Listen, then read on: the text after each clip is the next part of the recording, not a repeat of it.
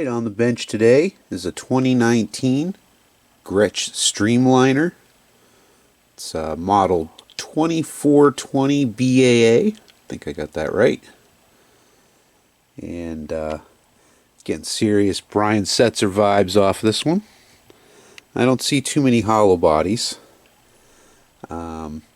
This is in today for some electronics that aren't electronicing. So, and just looking at this, it's real tight. So if I have to take that out, that might be a little bit of an issue. Just because there's not much hand room in here. But I have some tools I can use to try to get it in there a little easily. But let's go through this one. It's got a tailpiece here with the G in it. They like to let you know it's a Gretsch. They got Gretsch there. They got it up on the headstock. Like you wouldn't know it was a Gretsch. One of these BT2S pickups. Pretty cool. You have a three-way switch there. You have a master volume here. You have, I believe these two are pickup volumes to the front and the back, neck and bridge, and I think that's a tone. But everything on this looks really good. I mean, it's only a 2019, it's only 5 years old. But yeah, the guy brought it in here with no case, just carrying it under his arm like Chuck Berry. So that's pretty cool right there. Good looking guitar. Light, nice neck. But so anyway, let me set you up. We'll plug it in and see what it's doing.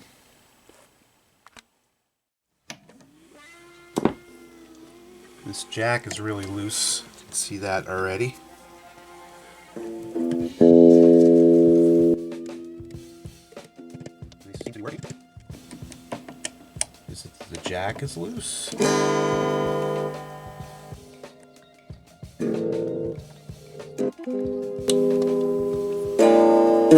Let's see, let's put it into like a playing position and see what happens.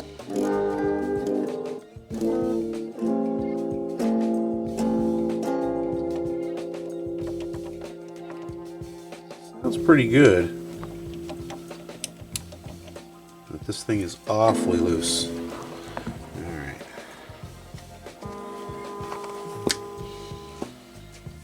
Well, I'm going to start by trying to tighten up this jack. See if we can figure out a good way to do it. Just want to kind of look in there and make sure that it's not all twisted up. It looks okay.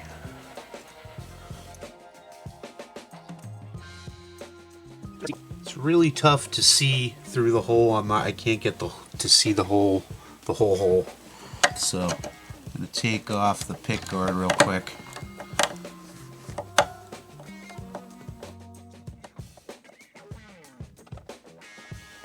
This will also help me clean it when I get to that. There's a lot of dust and stuff down here I want to get to. Yeah, alright, now I can see that much better. Yeah, it's twisted there. And right. Let's see where we get to.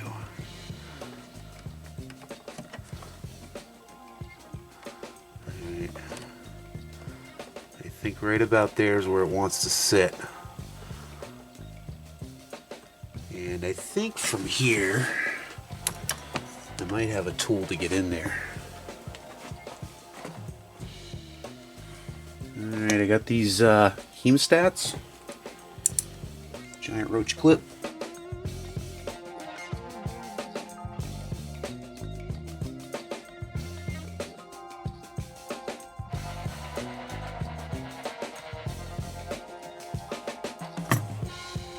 Alright, I got that tightened up pretty good.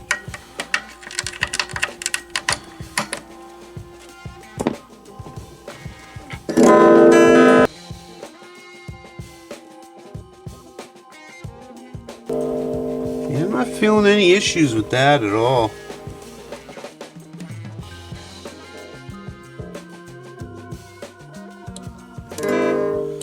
Now, while I'm not hearing any clicks or hisses or pops, this is kind of weird. I'm going to look this up and see if it's supposed to do this. When I'm in the middle switch,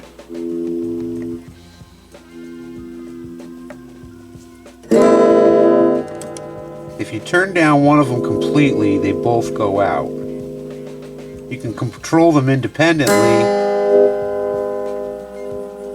while they're there, but if you drop one completely out, it completely goes out, whether the master volume's up or not.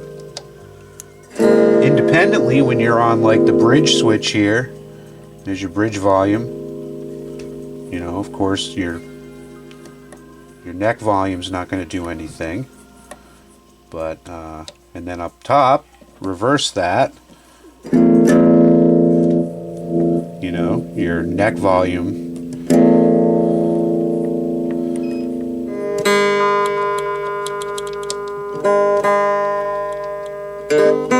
Everything's responsive on it. Yeah, I'm going to look that up and see what that's about. That seems weird to me, that if you drop one volume completely out, they all go out. They both go out.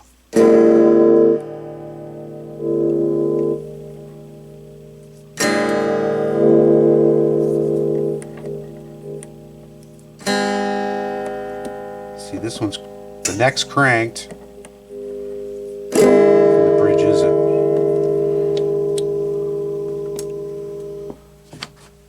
Alright, let me look that up. Alright, I did some research there on the Google machine, and what I'm finding is that there's nothing wrong with this switching system. This is just how it's designed. If you're in the middle switch and you turn one of your volumes out, they're both going to go out. It's more of an annoyance. People just kind of learn to live with it and get used to it.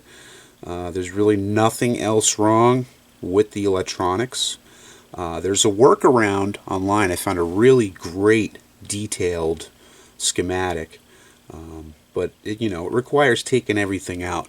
There's no reason to do that. The pickups work great, pots work great, switch works great, the jack's now tight, so it would be crazy to pull all this out. It's literally opening a can of worms to pull all this out of there. If I had some problems with the pots or the pickups and I had to take something out anyway, then yeah, I might think about doing a rewire on it. But I think that's just something you get used to. So anyway, I'm going to go on with cleaning it. The strings, he said, were relatively new, and they are. They feel like brand new. So I'm going to take the strings off. We're going to do a cleanup and go through the fretboard. The action on it already is like right down there, and there's no buzzing, so I really don't want to do too much to that. I'll check the intonation and make sure that the bridge is in the right spot, and yeah, that should be about it.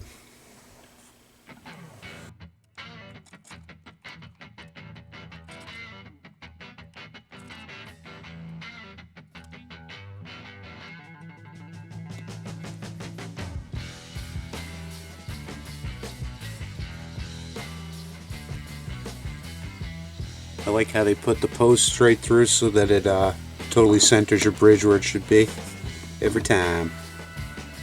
Always make a note of where you're taking your bridge off to. Like in this case, the screws for the saddles are facing up the neck.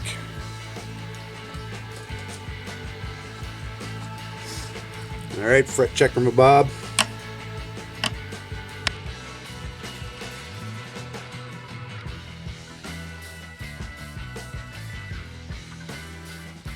Just as I suspected, those are perfect. What would you expect from a Gretsch? I'm going to start by oiling up this fretboard. Looks a little dry.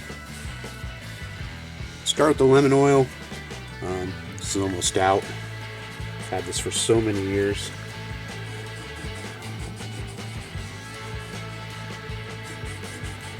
Little goes a long way.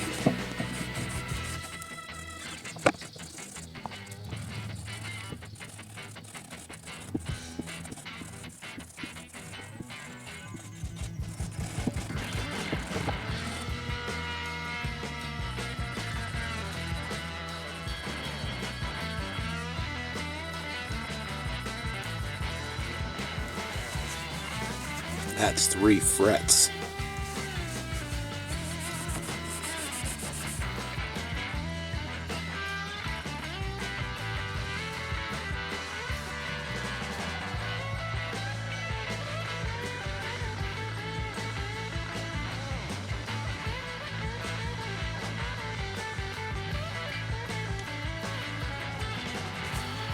That was one filthy fretboard.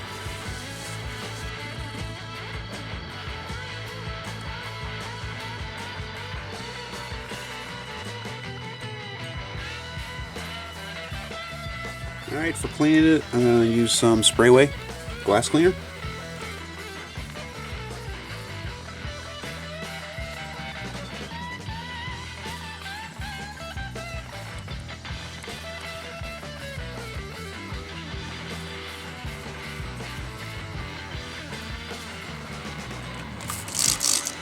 Finish off with some spray wax.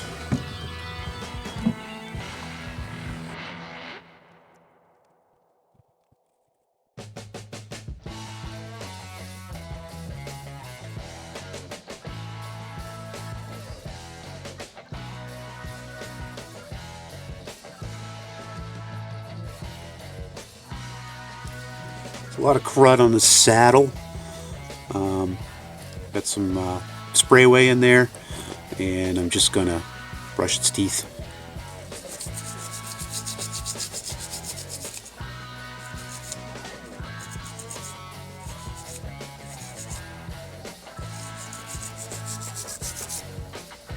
Yeah, it looks like something might have been spilled right through here.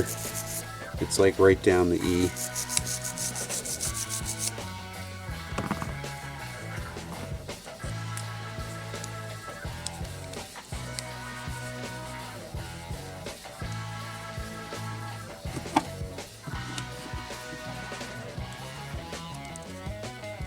You can see it right here too.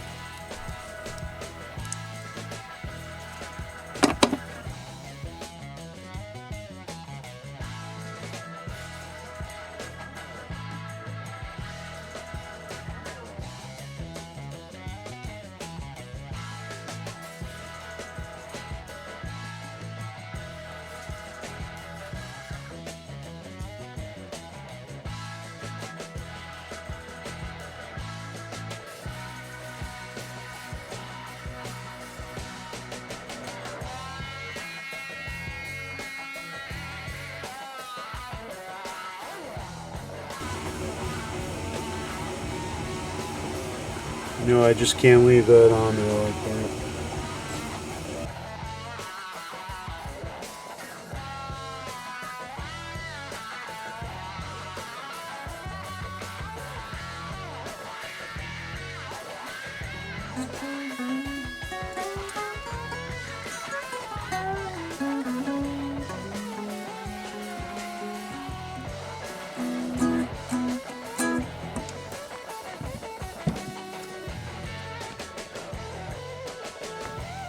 That feels really good. Intonation is set. Tightened up the tuning pegs and trimmed down the strings. Could you shoot your eye out, kid?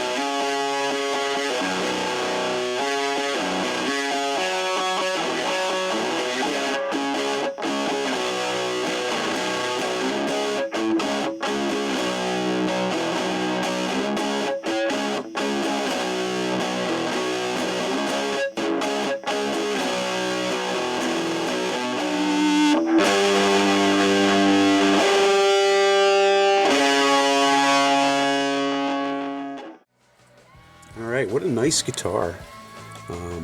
Really fast on the neck. I wasn't expecting that.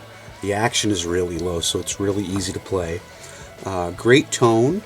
I think you can get used to this problem here with the volume where it cuts out in the middle position. It's just something you'd get used to, I think, over time. Stupid design, but you know, it's a great guitar. If you're into the hollow body Gibsons, you know, you might want to look at one of these for something a little bit different. And I think you'd be pleasantly surprised. They're affordable too. I was looking them up. They're anywhere between like $350 and $500. So let's say $4.25 average. Yeah, just a great guitar overall. And I mean, what do you expect from a Gretsch, right? So I'm going to get this back to the owner, get him back out on the open mic circuit. And I want to thank you for joining me. Give me a thumbs up for filming it for you. And we'll talk again soon. Bye for now.